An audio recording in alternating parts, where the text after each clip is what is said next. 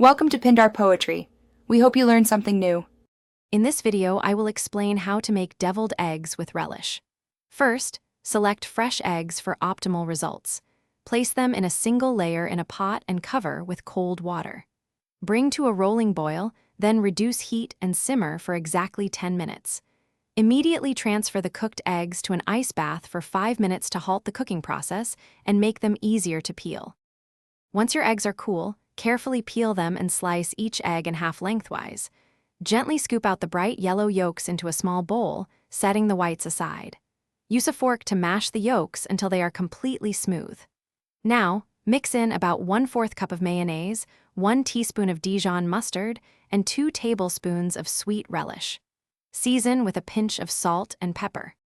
Now it's time to fill your egg whites. You can use a small spoon to carefully scoop the yolk mixture back into each egg white half, or for a more elegant presentation, use a piping bag with a star tip.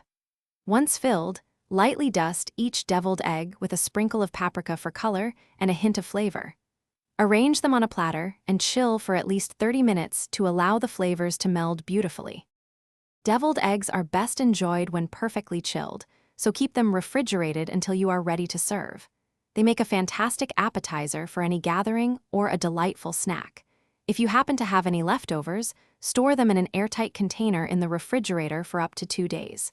They are still delicious the next day. Remember to check the description for the link to the smart speaker and other great deals. Enjoy your delicious homemade deviled eggs with relish. Thanks for watching. Consider subscribing if we helped you.